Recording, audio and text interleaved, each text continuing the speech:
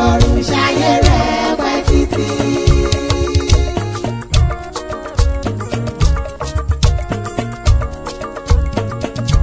Ayé rẹ̀ á tòrò dalẹ̀. Ọmọ Adéọlá wá fi ìrọ̀rùn ṣayé rẹ̀ pẹ́ títí. Ayọ̀ ní méjì yóò ní mọ̀ nira. Ọmọ Adéọlá wá fi ìrọ̀rùn ṣayé rẹ̀ pẹ́ títí. Ó fi ṣọdún èyí wá ṣàmọ́dún, wá ṣọ̀pọ̀lọpọ̀ nínú ìlera, àlàáfíà ìdúbàlẹ̀ ọ̀rọ̀. Ọmọ Adéọlá wá fi ìrọ̀rùn ṣayé rẹ̀ pẹ́ títí. Alámọ̀kẹ́ mo tún dé o, èmi lọ́mọ amúrù mẹ́fà yábọ̀ gbẹ̀dọ̀, ẹ̀ta gbẹ̀rí gègé, èjì mú kùkù rodò, èyí nílá erírìn ẹ̀dẹ́bòrò dẹ̀ṣẹ̀ mo tún dé. Ọdọọdún ìní pèrègún máwọ̀ tútù wálé ayé o, ọdọọdún ìní là ń so lógúnlógún, ọdọọdún ìní kàn ń so lọ́gbọ̀n lọ́gbọ̀n, ọdọọdún ìlà rámọ̀bì lórí àtẹ àkànnàmàgbò kíkọ́ ọdún jẹ́ láyé. Torí Ayọ̀dí méjì Lawrence ọmọ Adéọlá ni mo ṣe wá bí o. Torí chairman Ìdó-Òsì local government nípínlẹ̀ Èkìtì ni mo ṣe bọ́ sí gbàgede. Òní ọjọ́ yìí kẹrìndínlọ́gbọ̀n oṣù kẹsàn-án ọdún ìní ṣàyájọ́ ọjọ́ ìbí rẹ̀. Ọjọ́ ayọ̀ ilé yìí jẹ́ o, kọ́mọ nínú ọjọ́ ìbànújẹ́ fún ọ lórúkọ lọ́rùn ọba. Wọ́n mọ̀ dáṣẹ́ ara mi jẹ́ rárá o, ọmọ Adéọlá wọn gbọ́ bí mo ti wí. Aláṣẹ àti olùdarí Bimback Gold Clothing and Accessories ńlọrọ mi ń wá bí.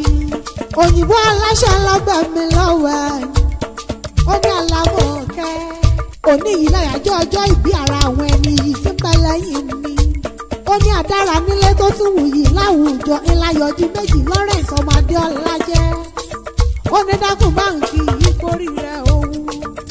Ayọ̀dí méjì mo gbọ́ bí mo ti wí o.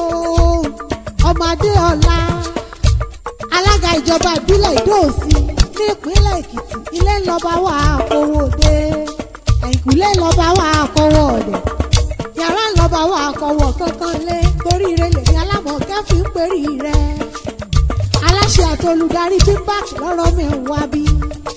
Mo fẹ́ ṣe wéré o, mo fẹ́ ṣe wéré wéré wéré, mo fẹ́ rẹ̀lẹ̀ àwọn bàbá rẹ̀.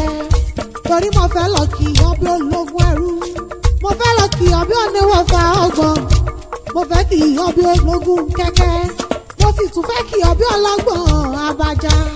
Ayétòrò Èkìtì níṣẹ̀lẹ̀ bàbá tó bí ọlọ́mọ. Ọmọ wa ọmọ ẹkùn mo ló ń gbọ́dún o, ọmọ wa ọmọ ẹkùn, ọmọ ẹlẹ́ni àtẹ ẹ̀ka, ọmọ ẹlẹ́ni ẹ̀wẹ́lẹ́, ọmọ Ayétòrò èlù ẹ̀jànà àríjẹ́sù, èlù ẹ̀jànà kéré tí odò èyí mọ̀ nẹ́, ọmọ olùpìn àjíkí, ọmọ alágbàlá àdéwúre, òòṣà jẹ́ǹdà bí ó nílé yìí o. Ọmọ Adéọlá bí wọ́n bá dàbí onílé yìí, wọn ò nílé ṣe bí onílé yìí rárá.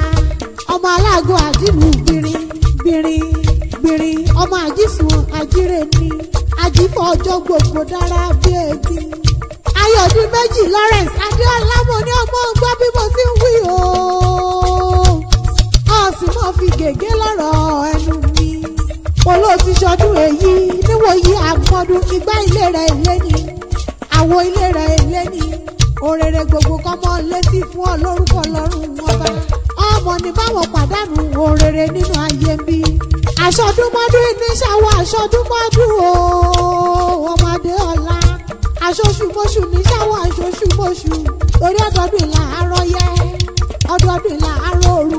Aṣọ Ọlọ́run Olódùmarè ni, onírúurú aṣọ kì í wọ́n nílé aláró.